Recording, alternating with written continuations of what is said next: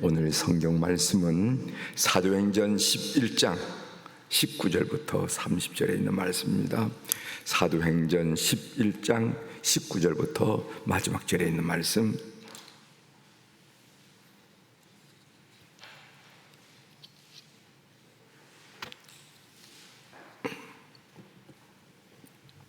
사도행전 11장 19절부터 3절에 있는 말씀 찾으셨으면 제가 19절부터 봉독해 드리도록 하겠습니다. 그때 스데반의 일로 일어난 환난으로 말미암아 흩어진 자들이 비니게와 구브로와 안디옥까지 이르러 유대인에게만 말씀을 전하는데, 그 중에 구브로와 구레네 몇 사람이 안디옥에 이르러 헬라인에게도 말하여 주 예수를 전파하니 주의 손이 그들과 함께 하심에 수많은 사람들이 믿고 주께 돌아오더라. 예루살렘 교회가 이 사람들의 소문을 듣고 바나바를 안디옥까지 보내니 그가 이르러 하나님의 은혜를 보고 기뻐하여 모든 사람에게 굳건한 마음으로 주와 함께 머물러 있으라고 하니, 바나바는 착한 사람이요 성령과 믿음이 충만한 사람이라 이에 큰 무리가 주께 더하여지더라. 바나바가 사울을 찾으러 다소에 가서 만남의 안디옥에 데리고 와서 둘이 교회에 1년간 모여 있어 큰 무리를 가르쳤고, 제들이 안디옥에서 비로소 그리스도인이라 일컬음을 받게 되었더라. 그때 선자들이 예루살렘에서 안디옥에 이르니 그 중에 아가보라 하는 한 사람이 일어나 성령으로 말하되 천하의 큰 흉년이 들리라 하더니 글라우디오 때에 그렇게 되니라. 제들이 각각 그 힘대로 유대에 사는 형제들에게 부조를 보내기로 작정하고 이를 실행하여 바나바와 사울의 손으로 장로들에게 보내니라. 아멘. 30절까지 함께 읽겠습니다.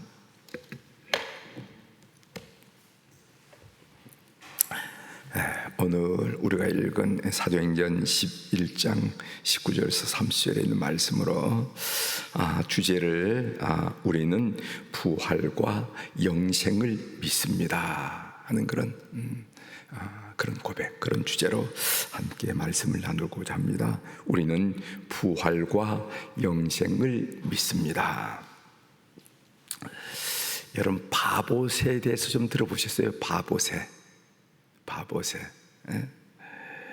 이 바보새라고 불리는 새가 있는데 날개가 한 3m 정도 된다고 그래요. 그러니까 날개가 길죠. 3m 되는 긴 날개, 그리고 우스꽝스러운 물갈퀴가 또 있다는 겁니다. 그리고 아이들이 돌을 던지면은 보통 새들은 휙 날아가 버리는데 이 새는 뒤퉁 도망가는 새.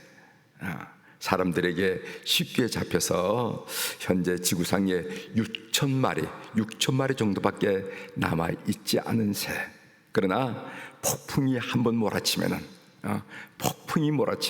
보통 사람들은 피난처를 찾아서 은신하는데, 이 새는 폭풍이 몰아치면은 절벽 위에서 바람을 맞서 피상하는, 그래서 6일 동안 한 번의 날갯짓도 없이 바람에 몸을 맡긴 채 비행하며 5,000km를 비행할 수 있는 새. 2달 만에 지구를 한 바퀴 돌 정도로 능력이 있는 새. 이 새가 바로 신천옹이라 불리는 알바트로스라 하는 새입니다. 알바트로스.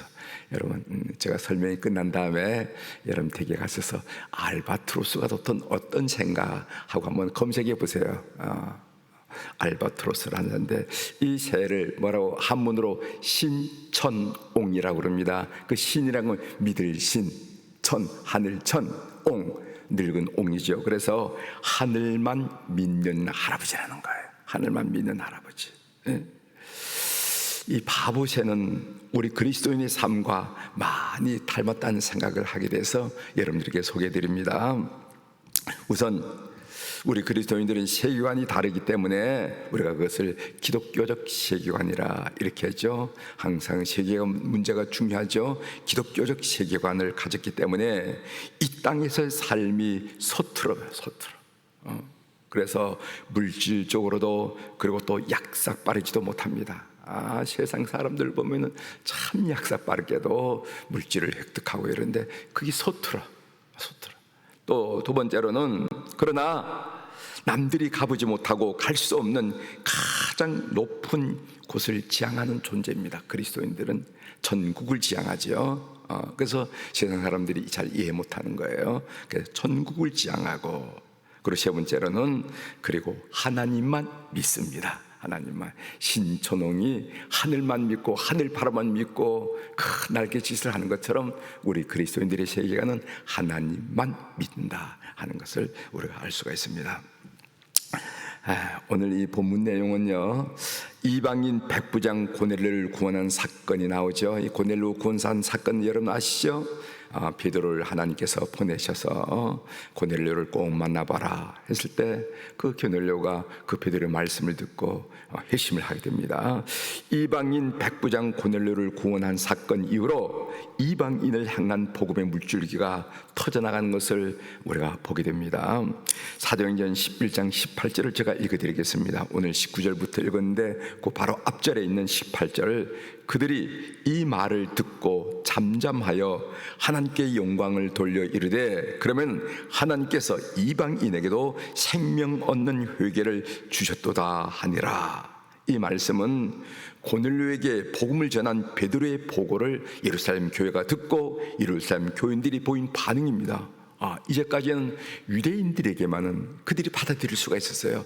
유대인들에게 복음을 전한 일은 받아들였지만은, 그러나 이방인들에게 복음을 전한 일에 그들이 마음 내키지 않았습니다. 그런데 베드로가 자기가 어떻게 성령의 감동을 받아서 고넬료의 이방인 백부장인 고넬료에게 복음을 전했는지 그 자초지종을 설명을 했다니까 예루살렘 교인들이 고개를 끄덕이면서 반응을 보이면서, 그럼 하나님께서 이방인에게도 생명 얻는 회개 역사를 일으키시는군요 라고 대답했다는 것입니다. 한번 터져나온 이방인을 향한 복음의 물줄기가 이젠 거대한 흐름을 형성하는데 그 중심에 안디옥 교회가 있습니다. 그래서 그 복음의 그 중추가, 기독교의 중심이 지금까지는 어디가 중심이냐 하면은 예루살렘 교회가 중심이었어요. 그런데 이 교회가 이제는 그 복음의 중심, 복음의 촛대가 어디로 달라지냐면 안디옥 교회로 옮겨지는 것을 보게 됩니다. 그래서 안디옥에 이제 조금 더 설명을 드리겠지만은 이 안디옥 교회로 옮겨진다는 거예요. 그래서 우리는 여기서 중요한 교훈을 받게 되는데, 교회가 선교 지향적이 되고 선교적인 교회가 될 때 중심이 될 수가 있구나 하는 것을 알 수가 있는 거예요. 자, 봅시다. 19절을 제가 읽어드리겠습니다. 19절, 그때 스데반의 일로 일어난 환난으로 말미암아 흩어진 자들이 베니게와 구브로와 안디옥까지 이르러 유대인에게만 말씀을 전하는데, 여기 보면요, 베니게라는 것은 갈릴리 북쪽에 있는 해안선을 말하죠. 지중해 해안선을 말하죠. 우리가 뭐라고 하는 페니키아라고 하는 것, 우리가 문화사에서 페니키아라고 알려진 곳이 바로 베니게라는 곳이에요.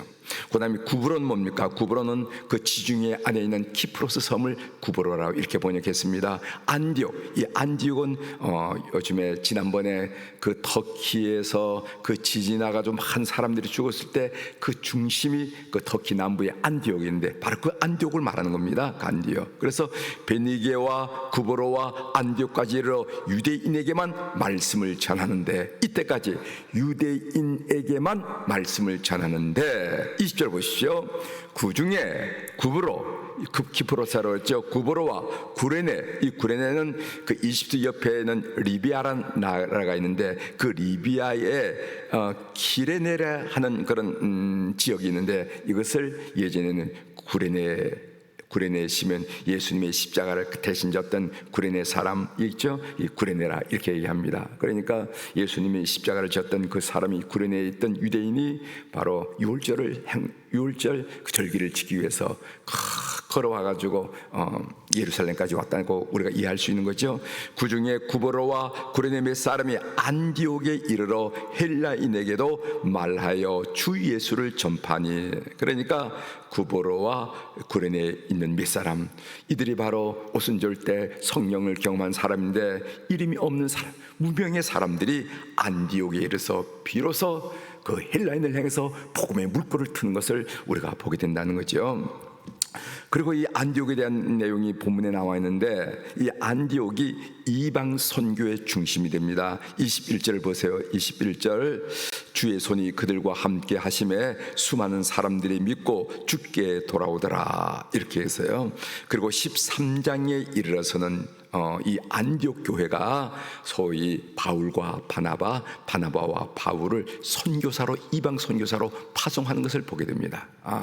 그러니까 개척한 지 얼마 안 되는 안디옥 교회가, 그 교회도 살피기 어려운 데인데 그 성령님의 감동을 받아서 그 교회 지도자인 바울과 바나바를 이방 선교를 해서 기쁘게 보내는, 파송하는 그 장면을 우리가 13장에 보는데, 드디어 예루살렘이 아니라 안디옥 교회가 복음적 선의 중심이 되는 것을 보게 되면서 그 하나님의 촛대가 예루살렘으로부터 서서히 움직여서 안디옥에 머무는 것을 우리가 보게 된다는 거죠. 그리고 또 이 안디옥에서 그리스도인이라 하는 이름을 얻게 됩니다. 이 별명을 얻게 됐죠. 26절 하반절에 보면요, 안디옥에서 비로소 그리스도인이라 일컬음을 받게 되었더라, 이렇게 했어요. 오늘 우리를 보고 그리스도인이라는 얘기하죠. 저 그리스도인들이 모이고 있어요. 저 사람은 그리스도인이에요. 이런, 우리를 보고 그리스도인이라 하는데, 그 그리스도인이라 하는 말은 무슨 뜻인가 하면은 그리스도께 속한 자라 하는 그런 의미입니다. 그런데 처음에 이 그리스도인이란 말이 우리 그리스도인들께 불려진 것은요, 경멸하는 의미가 강했습니다. 경멸하는 의미가 강했어요. 그러나 그 당시 그리스도인들의 삶이 너무도 고상하고 그들의 인격이 고양되었기 때문에 나중에는 존경받는 이름, 마치 십자가가 예전에는 죽음의 형틀이었고 저주의 형틀이었지만은 예수 그리스도로 말미암아 그것이 사랑의 화신이 되고 사랑의 표상이 된 것처럼, 바로 그리스도인 이름도 마찬가지입니다. 처음에는 저 사람 누구야? 아이고 그리스도인이래 하면서 상을 찡그리고 고개를 흔들면서 경명적으로 표현되던 이름인데, 그 그리스도인이란 이름들이 그 삶이 너무도 고상하기 때문에 나중에는 저 사람이 그리스도인이야 하는 그런 어떻다는 거죠. 우리 한국 초대교회도 마찬가지입니다. 한국 초대교회 처음에는 예수쟁이 하다가 나중에는 예수쟁이들이 다르거든요. 그래서 직원을 뽑을 때도 거기에 기독교인 딱 쓰면은 퍼센트를 더 줬는 거예요. 저 사람은 믿을만하다, 이렇게 얘기했다는 거죠. 이런 의미입니다. 저는 이 본문에서 제가 오늘 주목하는 구절은 19절의 말씀입니다. 19절 한번 읽어드리겠어요. 그때 스데반의 일로 일어난 환난으로 말미암아 흩어진 자들, 이런 표현이 있어요. 여러분, 이 구절을 읽으면서 무슨 생각을 했습니까? 여기서 흩어졌다 하는 것은 제가 본문을 설명할 때 여러분들이 말씀드렸던 것처럼 마치 민들레 홀씨가 강한 바람에 의해서 흩어지는 것 같은 그런 느낌이라고 그러는데, 이 흩어졌다는 것은 잠시 몸을 피하는 게 아니었어요. 아이고 아버지가 지금 화가 났으니까 잠시 좀 몸을 좀 피해, 뭐 이런 의미가 아니라, 이 흩어졌다라는 것은 그것은 내 생명을 부지하기 위해서 고향을 떠나고 그리고 생업을 버리고 가족 숫자 떨어져서 도망치는 것을 말하는 겁니다. 흩어졌다는 것은 무슨 좋은 의미로 이사 가는 것을 말한 것이 아니라 생명을 부지하기 위해서 고향을 떠나고 생업을 버리고 그리고 또 가족조차 떠나는 그런 삶이라는 것이죠. 초대 그리스도인들은요, 때리면 맞고 쫓아내면 쫓기고 빼앗으면 빼앗기고 죽이면 죽고 그랬습니다. 왜냐하면 예수님 때문에 이런 신세로 전락하고 말았다는 거예요. 멀쩡하던 사람이, 번질하게 살 수 있는 사람이 예수 믿는 것 때문에 쫓기고 매맞고 그 자산을 강탈당하고, 그래도 아무 소리 못해서 소리하는 순간 생명을 잃어버리니까 그렇게 됐다는 거예요. 초대 그리스도인들은 이 세상에서 환영받지 못한 바보새와 같은 그런 존재가 되고 말았다는 겁니다. 초대 그리스도인들이 이렇게 사는 이유가 뭐냐? 그것은 확실한 영생과 부활의 소망을 바라보기 때문에 그래요. 부활 그리고 영생의 소망이 확실히 있기 때문에 그렇다는 거예요. 부활과 천국의 소망이 초대교인들에게 있어서 예수를 믿는 이유였습니다. 예수 왜 믿습니까? 이렇게 초대교인들에게 물어보면요, 그건요, 우리 몸이 다시 사는 것과 영생을 얻기 위해서입니다. 이렇게 얘기했다는 겁니다. 그래서 그들은 죽음을 두려워하지 않고 현실에 타협하거나 집착하지 않는 이유이기도 했습니다. 왜 그렇게 현실은 바보처럼 삽니까? 이렇게 얘기할 때 그들이 현실에 집착하지 않고 현실에 쉽게 타협하지 않는 이유가 뭐냐면 그들에게는 부활과 영생이 있었기 때문에 그렇다는 것입니다. 그래서 C.S. 루이스라는 영국의 유명한 20세기의 우리 기독교 변증가죠. 루이스는 말하기를 뭐라고 말했냐면은 영원하지 않은 것은 무용지물이라고 딱 단정을 했습니다. 내가 지금 추구하는 것이 영원하지 않다는 것은 그건 의미가 없다는 거예요. 영원하지 않은 것은 무용지물이라는 무용지물. 그건 시간이 지나면 없어지는 거라는 겁니다. 시간이 지나면 사라지는 것이라는 겁니다. 그래서 영원하지 않은 것은 무용지물이다. 그래서 우리에게 영원한 것이 무엇인가? 그것은 부활이고 영생이다 한 얘기를 아주 단호하게 단정해서 우리에게 말한 것을 보게 됩니다. 믿음은 영생을 얻기 위한 것이고 믿음이란 것은 영원한 본향을 바라보는 것입니다. 그래서 바울 사도는 고린도후서 5장 1절에 뭐라고 말했냐면은 만일 땅에 있는 우리의 장막집이 무너지면은 하나님께서 지으신 집 곧 손으로 지은 것이 아니요 하늘에 있는 영원한 집이 우리에게 있는 줄 아느니라 이렇게 말했습니다. 여기서 바울은 두 가지 거처를 설명하고 있는데 하나는 장막집이라 하는 표현입니다. 이건 텐트를 말해요. 텐트. 이 텐트라는 것은 일시적이죠. 요즘 이 젊은이들이 다 이렇게 캠핑 많이 하잖아요. 캠핑 가서 영원히 산 사람은 없습니다. 아무리 길게 살아야 일주일이지. 그때 사용하는 것이 텐트가 아니냐 말이죠. 그 여기에 또 영원한 집이라고 하는 건 천국을 말한다. 그리고 바울 사도는 이거 우리에게 있는 줄 아니라고 표현했습니다. 나는 그런 것을 기대한다고 말하지 않았습니다. 난 그런 것이 있을 줄 생각한다고 말하지 않았어요. 안다고 말한다. 이 안다는 말은 무슨 의미냐 하면은 너무도 확실한 팩트라는 거예요. 요즘 팩트 얘기 많이 하잖아요. 하도 괴담이 많으니까 그게 팩트나 하는 얘기를 많이 하는데 바울 사도는 이게 팩트다 이렇게 얘기하는 거예요. 난 이렇게 힘들게 사는데 그런 일이 있었으면 좋겠어. 그런 일을 기대가 아니라 이거는 확실한 팩트다 이렇게 우리에게 선언하는 것을 보게 됩니다. 우리 그리스도인들은 이 세상에 집착하지 않고 더 높은 곳을 너무도 확실한 사실을 알고 바라보는 이 시대의 바보사라 하는 것을 알 수가 있습니다. 여러분 주 250년에 오늘로 말하면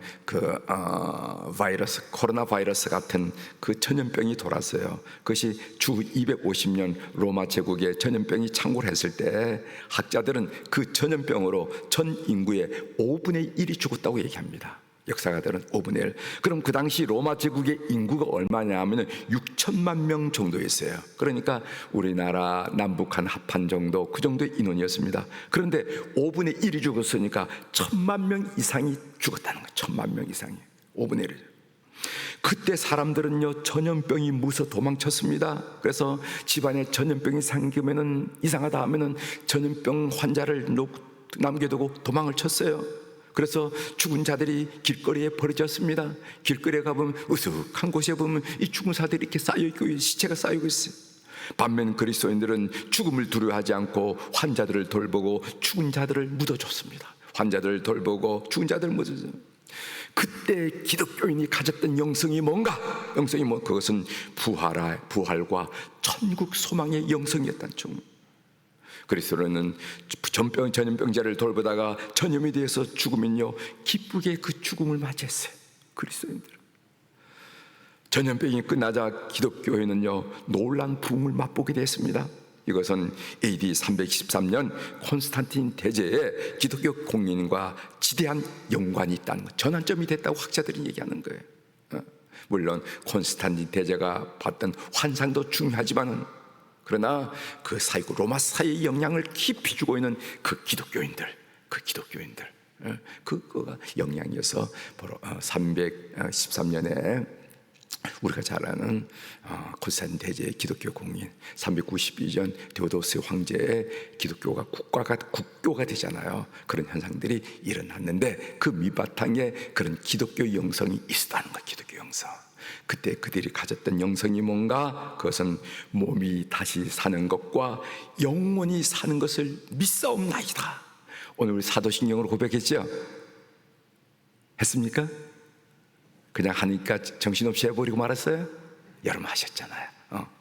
몸이 다시 사는 것과 영원히 사는 것을 믿사옵나이다. 두 가지, 부활과 영생. 이것이 사도신경의 고백인데 이것이 우리 기독교인의 세계관이라는 거예요. 기독교인 세계관.